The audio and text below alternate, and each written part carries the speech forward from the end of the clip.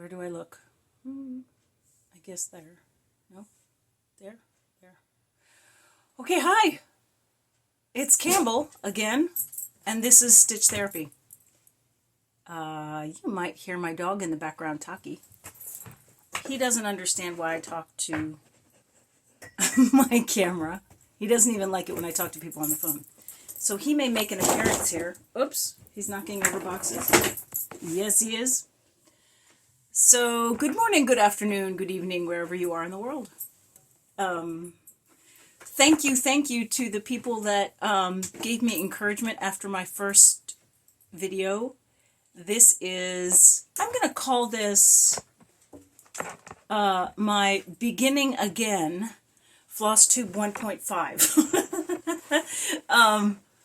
Because it was pointed out to me immediately by Laura in Australia that I needed to turn my phone from this direction to this direction to be able to,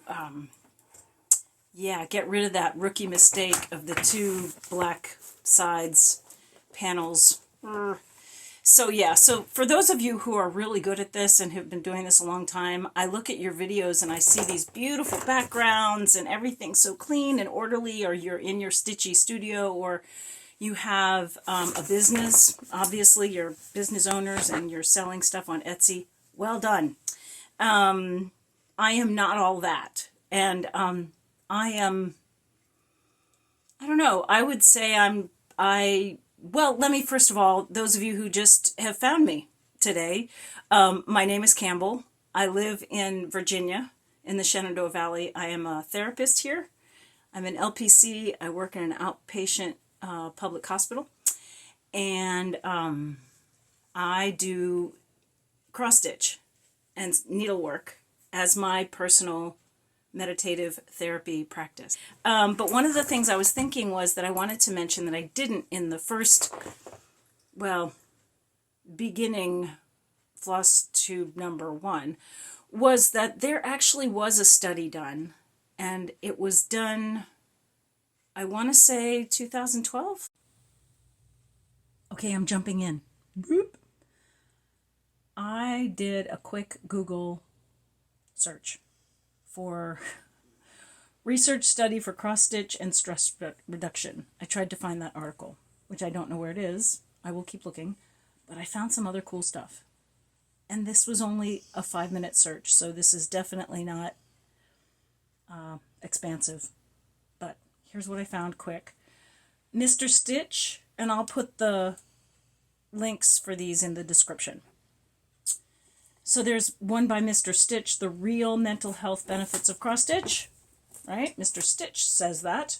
Stitch People has an article, Therapeutic Threads, the 5 Top Mental Health Benefits of Cross-Stitch. How cool is that? Patternspatch.com, Can Mental Health Issues Be Improved by Cross-Stitch? That's a really cool one. National Institute of Health, The Therapeutic Aspects of Embroidery in Art Therapy. Wow. Nice. And then, Googling on, I found, I think this is hilarious, but it's wonderful, 1996, a thesis student wrote, and I quote, whoops, nope, here it is. So, Glennie Overman Daniels wrote a thesis for the PhD for a Doctor of Philosophy, which I would have loved to have done something like this. A dissertation submitted to the faculty of the Graduate School of the University of North Carolina at Greensboro. Okay. It's online, and I'll post it in the description, but this is also online. It's 121 pages if you want to read this. Common Threads, the meaning of needlework to ordinary women. And I would say ordinary men, ordinary LGBTQ, binary, non-binary, cis and everyone else, cis, non-gendered people. Everybody loves needlework. So here's the thing. One of the reasons that I felt like I could bring something new, excuse me, my nose is itching. One of the reasons I felt like I could do a YouTube channel that was a little different from other folks is because as a mental health professional and as somebody who has benefited from cross-stitch her whole life, and as you can tell, I'm a pretty hyperactive kind of girl, and no, I'm not on anything. As a matter of fact, I'm sober on everything, including sugar and flour. Well, I drink coffee, let's be honest. But yeah, I think for me, cross stitch, needlework, a needle and thread in my hands, there's something that happens in my brain synaptically that makes me go, and I become a much more emotionally balanced, nicer person for my family and my animals. Yeah, so sometimes the vacuuming doesn't get done. Sometimes the laundry piles up. Yeah, that's true. And also sometimes I'm cross-stitching while the laundry's getting done. Hey, hey. And I don't have a Roomba. Maybe I should get a Roomba. I wouldn't have to. Then I wouldn't have to vacuum it. But no, that's not true. My cat would probably sit on top of it and not let it move. Or my dog Talkie or Tinker would chew on it. I don't know. I'm not going to buy a Roomba. Anyway, I think we are, what I see online is that we improve. We become a community. We become more at peace inside of ourselves when we stitch. And I watch this through people, that they come out of their shells, that they share from their hearts, that they're struggling with multiple sclerosis, or they're struggling with cancer, or they're struggling with the death of a family member. And yet, we show up and we stitch. And we talk to each other about what's going on, and we stitch. And I'm telling you, there's something that happens in our brains that is like, I'm safe. The world is a good place now. I can continue. Because let's be honest, it's rough out there. It's not an easy world. And the older we get, and the more stories that pile up in our hearts and our heads and in our journeys that are less than perfect, are downright painful and hurtful. We need a place to go. I think everybody needs to find that quiet, safe place for themselves. And cross-stitch, Flosstube, what a gift we are to each other that we can offer this. Okay. Thus endeth the lecture. Back to regular stitchy programming. Oh well. Life goes on. Having some coffee here. I hope you've got something fun, warm to drink as we go through this. Today I'm going to do some, I want to show you some finishes that I have, that I've worked on. And I'm going to have to post some of the pictures. There are some finishes that are in my office that I took pictures of. One is a giraffe, mother and her baby, and I will post that picture here or here, anyway, or I'll just splice it in. You can look at it. I really love this picture. It is one that I did a while ago, 2012 I think, and it was just a quick stitch. I think it took me only about a couple weeks to do, but I just really loved it, and it reminded me of my mom, who I talked about in the last video. And also my brother and his family go to Africa a lot, or have gone to Africa a lot, and I've never been. And I think it was a 2012 stitch that they were in Africa, and I was sort of thinking about them, and I stitched it up for them. The next one is Misunderstood. This is a cute stitch that I did when I was in grad school. And I thought, oh, someday I'll have an office and I'll put it on the wall of my office. Isn't that cute? Well, I now have an office and I put it on the wall of my office. This one, the only thing that I would say is that I added for her bracelet I added little beads for her bracelet. I also thought it was hilarious that she has blue hair. I don't have blue hair. I'm at the age that I could have blue hair, but I don't. So anyway, so that was a cute stitch. I have not done anything on my large pieces. The Eden and the Gnome Band, I have not stitched on that this week at all. What I have stitched on is the Misfit. So, Sarah from Northwood Stitcher, here's my progress. I am working on the white bits. And see, I did do... Oops, let me see if I can get that to focus. I did decide to do 4 threads for the bear in the middle instead of just the 2. And I think it's actually, I really like that. I really like that it's, that he's popping out a little bit. It is actually doing what I wanted it to do, which is to make the bear pop out a little more. So we'll see. There's the penguins and the bear, and I will show you the completed picture here from the pattern. For those of you that have never seen this, it's called the Misfit. There you go. Simple Heritage. It's very cute. It's a quick one.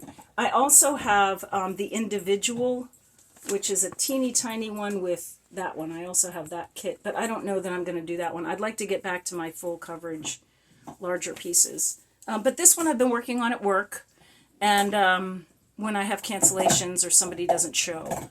So you can see how many people didn't show this week. I had a couple of empty spaces in my schedule, so I stitched all this white, and I got all the noses done at home. The little bills, the penguin bills, I got those done at home. Another finish that I had that I don't know if I showed you. This was on my Instagram, Eccles2824, for those of you who want to follow me on Instagram. This is, I worked for the state of Virginia with children with intellectual disability and autism, and I started this piece, is it upside down? No, okay. I started this piece back in 2017. It was a program where we were working with police officers and providers in the community to help keep kids out of the emergency room. And specifically, I don't know how I became this sort of go-to person for kids with autism, but I did. I've worked in boarding schools and other things. Anyway, I just love this. I'll try and do a little bit of close-up here. It's just the stitching. I changed the colors a little bit to make them a bit brighter. So I work with DMC. I am only a DMC stitcher right now. Although I use, I've used Krynic. Is that how you say it? I've used Krynic and other silks and stuff. But this is, yeah. So this was a finish recently, and I really like it. It's done on 14 count oatmeal, I think it's called, Adaa. And it's, it was fun. It was a lot of backstitching. Lara, backstitching. She loves that. The other thing I wanted to say, I wanted to give a shout out to my friend Stitch Roadie. I think her name's Ann. Oh, I'm sorry, I can't remember your first name. But she said to use, in regards to Krynic and shiny, flossy stuff. She said this thread zap it thing, and she has a video about thread zap, and I will try and I'll put her YouTube channel in the description so that you can look at that. But I think it was like 2 or 3 videos ago she was starting, maybe it was a long time ago, because I actually go back when I find a floss stitcher that I like. I go back and I watch all of the cross stitches from, I kind of binge watch Flosstube from like the first one all the way through, unless I have been following you all along, like I Stitch Birds, ? With Lara, and but my Northwood Stitcher, Sarah, and my Stitching Roadie, Anna, I think her name is. Anyway, I watch all of their stuff, like from the first video all the way through, because I really like I just like stitching with them. And, and Mad Morty and Dave, or Brome. Anyway, I don't know if they'll ever see this, but hi guys, if you do see this from England. What's next? I did get some Stitchy Fun in the mail. I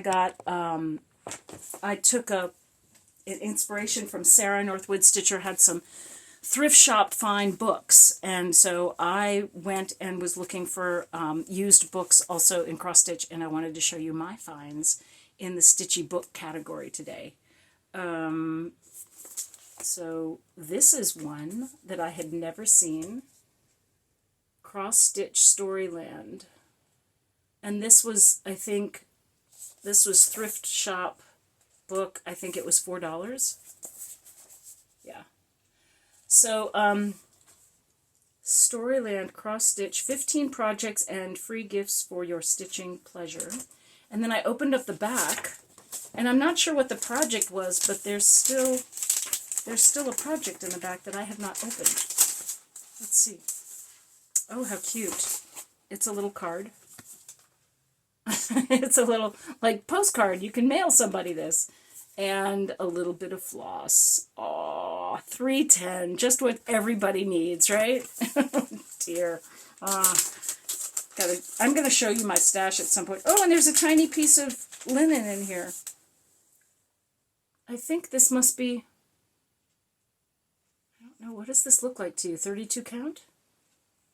Maybe? Okay. That was nice. For $4 from a thrift shop? Who knew? For those of you who are dumpster divers or thrift shop people, just go check. We have a recycle center here in Charlottesville where there used to be a book hutch. Do you know what that is? Like, you go to the recycle center and then there's a whole hutch in the back where people can drop off books. And they used to have one and they took it away, and I was so sad. Because it was Charlottesville and you could find really interesting kind of philosophy books and whatever. Anyway, so let's see what's a fun project. I did find some of these are just there. A lot of them are silhouettes, but there's occasionally one that's like, oh, now there's some stitcher that loves owls. Isn't that beautiful? Isn't that lovely? And so you can see the silhouettes that they have in this book as well. The frog king and the rabbit with the deer horns. What the heck is that? I don't know. Wow. But I love the owl. I love this owl. That would be a really fun stitch to do. Am I blurry? I'm trying not to be blurry. Okay. All right. I think coat of arms, that one's kind of boring. I wouldn't want to do that one. But there are princes and princesses silhouettes and things like that. Maybe I'll edit some of this out. It's kind of boring going through this. All right, there's that one.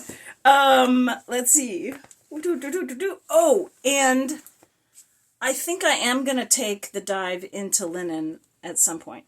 Again, I did linen when I was first a little kid, but I haven't told you the story of when I started cross stitch. I was 9 years old. My mother and I were down in Pawleys Island, South Carolina, and there used to be a place called the Counting House down there. Does anybody remember Ginnie Thompson and the Counting House? Ginnie Thompson used to run something called Danish American Days, and it was either the Princess of Denmark or a cousin of the Princess of Anyway, one of them would come down. Ginny went to Denmark and met them, and then they came and would do an American-Danish retreat way back in the day, the 80s. And my mother used to go to Danish American Days every summer or every fall and hang out with Ginnie Thompson and all these lovely stitchers down in Pawleys Island, South Carolina. And they did this for like 10 years, I think, before Ginny retired and moved up to New England with her husband so that she could be near her grandchildren or something. And she closed the Counting House, I think is the name of the house. I think it was called the Counting House.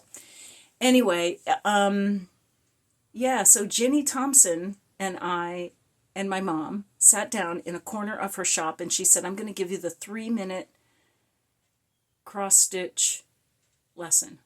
And she gave us tiny little pieces of linen and a tiny little pattern that we bought, I think, for like $1 each. Little bumblebee, a strawberry, and a Polly's house. And we bought all three. And my mom and I, in the middle of a hurricane season, when we were evacuated from the island, we sat on the mainland at the counting house with the rain coming to see if, they were going to let us back on the island.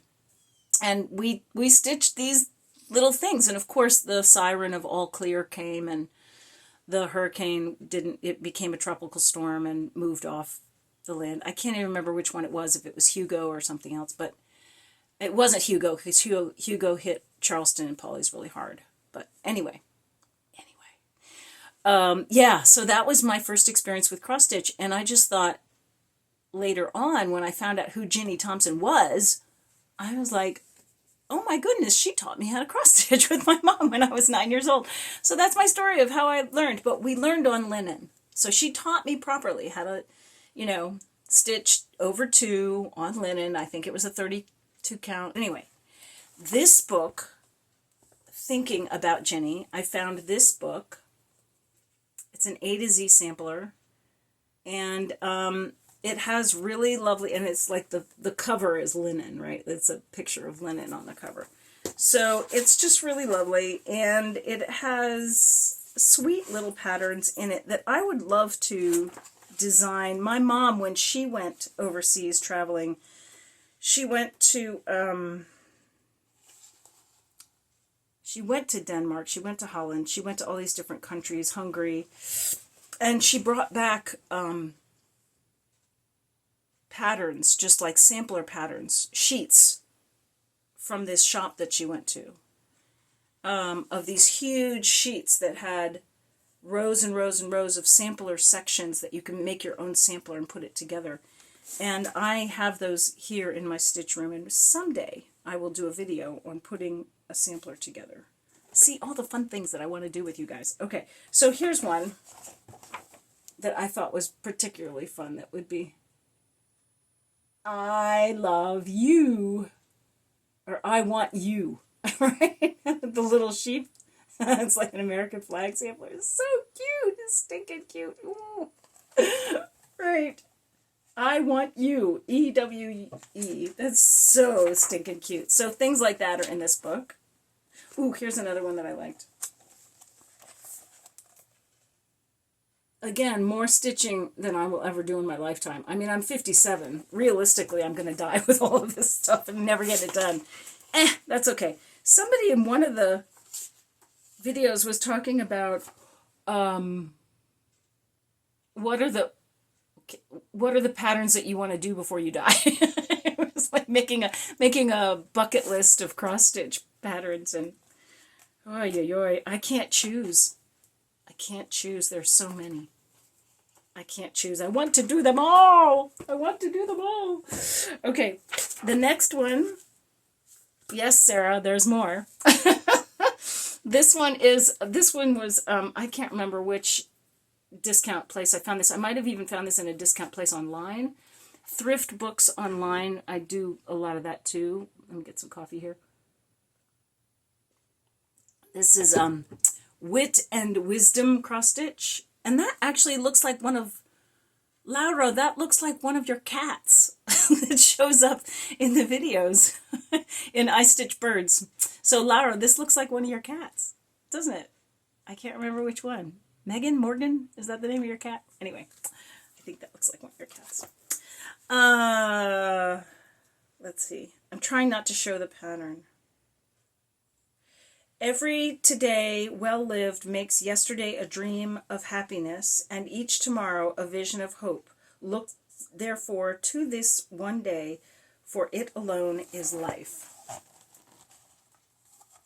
And this is what that pattern looks like.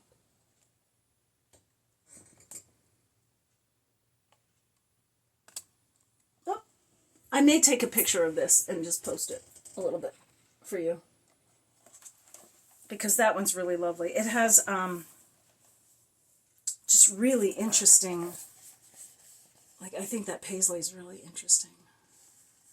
And then elephants at the bottom. Like, I've seen a lot of cool samplers, but these old ones from the 80s. Wow. This book was published in, let me see what the copyright is. Oh no, it was 2007. Wow. So you never know. And this is a, who did this book? Oh, Joan Elliott, of course. That's why they're so awesome. It's a Joan Elliott book. Yes. Right. Joan Elliott's pretty famous. I wonder if she's still around. Does she do stitchy conventions and stuff? I should look her up online. I just don't know these things. Okay, two more stitchy books, and then I'll let you go. Quilt Designs in Crossstitch by Vanessa Ann Collection. And that is this one. Ooh, this one. Oh, what a bomb diggity this one is. I was so thrilled when I found this book. I was like, ooh, ooh, ooh. Yes, let me show you a couple of these. I was showing this to a friend over coffee on Thursday on my day off, and she was like, ooh, ooh, wow, I like that. I was like, she doesn't even cross-stitch, and she liked this book. Okay. This one I thought was really cute. There we go. The rabbit, the radishes. There are little radishes here. And then the rabbit, and then the carrots, and then the, I don't know, I guess that's cabbage. And what struck me was when I saw this, I thought, oh, this shows all of the ingredients for rabbit stew. That's where my mind went. And I thought, oh, it's so cute. And then I thought about rabbit stew, and I thought, oh no, I couldn't stitch that. But it's still really pretty. I might take the rabbit out, I don't know, and just use it, just stitch the rabbit alone outside of that. I thought about that. It's like, wow, this is the ingredients for rabbit stew. Anyway, and she has, in this book, she has Anchor and DMC listed, which is pretty traditional, I guess, with most patterns. Most people, I think, probably post. And here in America, anyway, I don't know. Overseas, you guys use, there's also like color silks and all these other things that people are into, and I am not. I think that the secondary title is Stitch Therapy, in parentheses, The Simple Stitcher. Because I basically do DMC, and that's it. You know, and some Krynic, right? DMC and some Krynic. I don't want to, when I show you my floss, you will understand why I don't want to get into any other flosses or silks or fancy stuff, because, oh my God, I have a huge shelf of this stuff. Last book. Ooh, do you guys remember who have ordered from Just Cross Stitch magazine over the years? My mom and I had a subscription to this, and when I went off to college, she gave me a subscription to Just Cross Stitch, and I had it for years. And then when my mom died, I got her copies as well, so I had double copies of a lot of these, and I did actually pull the ones that I wanted, and this was a pattern that I actually pulled from one of the magazines. But and then I think I gave the rest away to Goodwill, so because I can't keep it all. I just can't. So this book is so reminiscent of every single thing that my mom and I would look at in the magazine and be like, ooh, let's stitch that. Oh, I want to stitch that. Oh. Of course, we didn't stitch any of them. We just love to look at them. There we go. Oh, Saint Nick coming out of the... And this is a old Kris Kringle holiday stitchery. And who is this by? I don't know. They're not telling us who it's... I don't know. I'd have to do a little bit more reading to find out who designed it. I'm sure that's... Let's see. Oh, this is a very... Oh, this one. Man, how many times did I look at this and go, oh, that's so cute. Who's going to have a baby in our family? And my mom would say, you. And I'd say, nope, not me. The little rabbits. I love rabbits. And I do love rabbits. But I always thought that would be cute as a baby gift. And one more. One more. Oh, where is it? This one I thought was really, really lovely. They're wedding treasures, but I could just see changing this. Now the flower of Virginia is dogwood. So this looks like a yellow kind of peachy dogwood. I would change that to pink or white dogwood, and I might do it on a different background linen. And then I wouldn't do the name. I might just do like a little saying or a quote at the bottom. I might change their wedding name to like a quote or something. Or put, you know, Commonwealth of Virginia, the Old Dominion or something, you know, whatever. Or a quote by Thomas Jefferson or something in here. I don't know. Or not. I don't know. But it's fun to have something that pretty. Like that. Okay. Those are the books. That was my stash dive for books. And I'm going to give you a quick preview of my floss shelf, just to let you know that when I talk about floss addiction and DMC, it's real. It's totally real for me. All right. I'm going to walk you over there. Here we go. Hang on. Oh, here's Taki. Hello. Hi, guys. This is Taki. I told you he'd make an appearance. This is my baby. I do have another baby, but she's upstairs in the crate. Okay, see you in a bit. And here it is.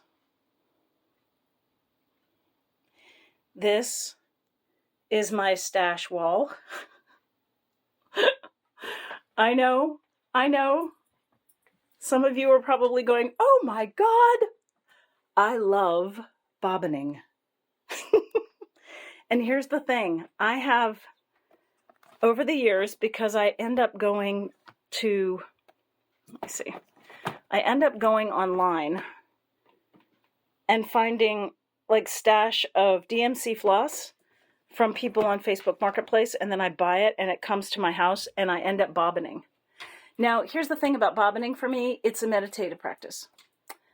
So this is a lot of meditation. So here's a little bit of Kreinik. Here's a little bit of silky flossies that I'm talking about, but I have them all listed. And just in case you think this is, yes, and I do have everything that DMC has ever made. And just in case you think that this isn't enough, I'll back up here, right? So this is my fabric stash. This is all 14 count. I tried to sell this on Facebook Marketplace and nobody was interested. It's about 64 pounds of, no, 6.5 pounds of, it's all 14 count. So, and I don't usually stitch on 14 count, but you know, you never know.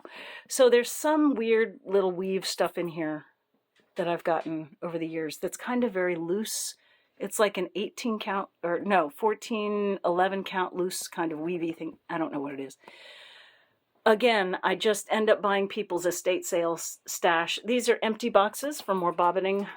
This is a project that are not finished. This is the DMC, like stuff that you do needlepoint with, which is a whole other thing. That's the same as this. Whatever this is, it's a different kind of... Oh, I have to really do my work. I have to do some pre-work on my videos next time. I'm just a rambly mess. Anyway, here we go. So just in case you think I don't have enough, oh yes, there's some more bobbining that has not gone in the boxes. And here's some more for a like a stash. I've divided them up into number bags. And there it is. Yep, more and more. Yep, yep, more. This is more. See, I did get, somebody gave me random, these are random little things, Fiberlicious, but I don't know if they bleed, and so I'm hesitant to use anything that I don't know. And the thing I love about DMC is it doesn't bleed. All right, here's my larger count fabrics. It's a whole box of larger count. 32 up to 28 to all that stuff. That's all here. These are old stash bags of magazines and stitchy goodness that we can explore at some point. And there's more like accessories and things like needle minders and all kinds of hardware and stuff that's kind of boring. And then these are old projects that I have not finished. And these are some of the finished projects that I will go through in another YouTube, but that I have not fully finished, but have finished. And they're there. Okay, that's that. I hope I haven't made you sick. And this whole box, this whole bag, are frames that I have gotten over the years. Frames like this frame, this wooden frame. So I have a whole bunch of frame stash and haul and stuff that I use when... So I have a whole bunch of different kinds of frame pieces that I put together for whatever kind of frame I'm working on. For instance, and I'm going to turn you around, please don't get sick. All right. So, for instance, this is a perfect example. This metal frame my mother gave me as a birthday present. It's really old. It's from some old metal shop. Honestly, I can't remember the name. If I can find the name, I'll put it up on the screen. But see, I had this, but when I contacted him to find out, oh, Laura, there's the birds. It's time for me to finish. Yes, I know, I've been talking a long time, birdies. So when I put this together, I asked him, you know, how much it would be to cost to get another metal piece to go across here and here to get a larger one for this gnome, you know, frame, to put it on the frame. And it was just like a lot. So I ended up just putting a cheaper metal frame together on my own. And that's how I end up, you know, that's kind of how I roll. I make it up as I go along. Also, I'm not a big needle minder person. I end up just getting magnets, regular magnets online, and using that. I make sure I get the coated magnets. But that's, yes. Okay, the addiction is real. You guys are really getting to know me now with all of my insanity. Ah, my. Okay, guys, thank you so much for spending time with me today. I have a lot of editing to do. And I also have a lot of research to find the things to slice in. Like I have some editing and research to do to be able to finish this video. So I will wrap it up now, but I just wanted to say thank you so much for my very few but very sincere subscribers. I know I'm not fancy, but this is just fun for me, and it's fun to be able to share what I do for my own therapy. I stitch. So don't be sad. Don't be blue. There's those of us out there that are stitching with you. So just stitch. I'll see you next time. Thanks for being with me. Bye.